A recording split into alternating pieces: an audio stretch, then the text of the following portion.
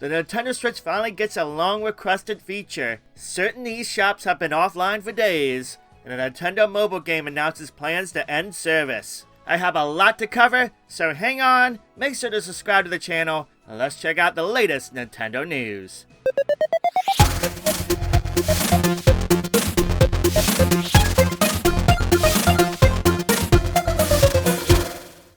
Nintendo finally did it. They finally freaking did it. Folders!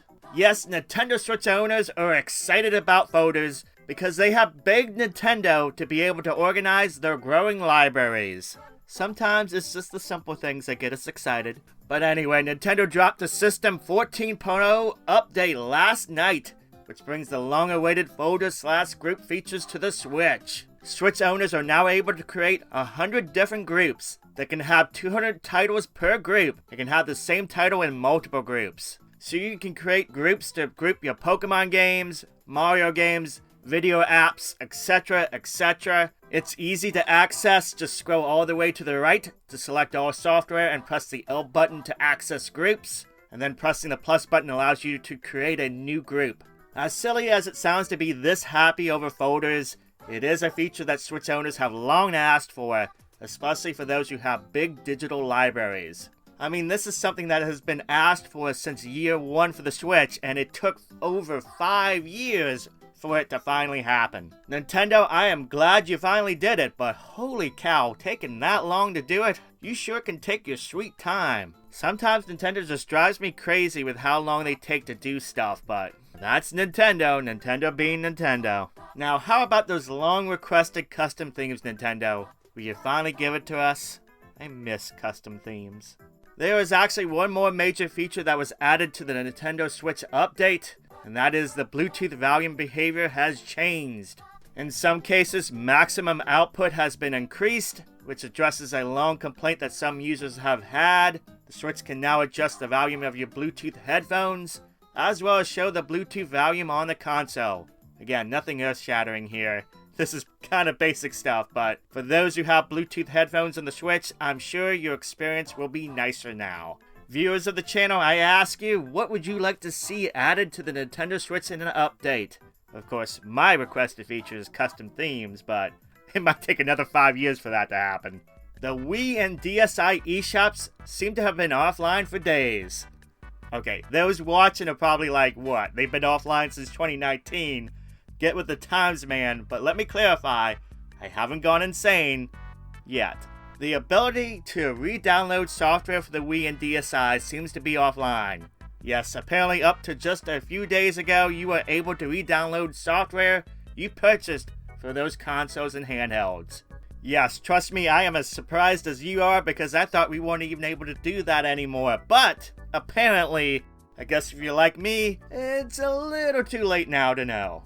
Anyway, for whatever reason, users have not been able to re-download software when they access the respective eShops on these devices, which obviously has a few people concerned. Now, when they announced that the services were ending for these devices, they did say that eventually the ability to re-download software would end, and they would announce that ahead of time. In this case though, Nintendo hasn't said anything. There's been no service ending announcement to speak of, nor is it even acknowledging that it is down. Personally, I think it's just Nintendo being Nintendo, and I think they might send it back online. But I imagine that we're going to get some piece of news saying that the ability to re-download software on these devices will be ending soon. Regardless, Wii owners, DSi owners, you might want to start looking into ways to back up your software and your consoles so you can preserve your libraries. The Nintendo mobile game Dragalia Lost will have its service ending in the future. In a post that dropped this morning, Nintendo and Cygames announced that after the main campaign ends in July of this year, service for the game will come to a close at a later date. The game originally came out in 2018 to help Nintendo capitalize on the growing mobile market, but it never seemed to be the runaway success that they hoped. That said, there are some really passionate fans for the game, and they are understandably upset. It is a big downside to these live service games, and anytime, companies can pull them at the drop of a hat. It sucks too because live service games usually require a big commitment from the player, So when the ability to play goes away, it's pretty devastating to those who have invested so many hours into it. Now, I never played the game, and to be fair, I rarely play mobile games. Heck, I barely touch Pokemon Go anymore. So I'm not really upset over the news. But I can definitely feel for those who have been affected by this. I mean, I'll never forgive Nintendo for taking away Super Mario 35. You suck, Nintendo, for that. You really suck for that. Anyway, what's your opinion on the live service games? Let me know in the comments down below. Do you like them? Do you hate them? Do you think they're bad for the industry? Do you think they're good for the industry? Let me know. And that is today's Nintendo news. If you liked the video, give it a thumbs up. It lets me know that you appreciate it.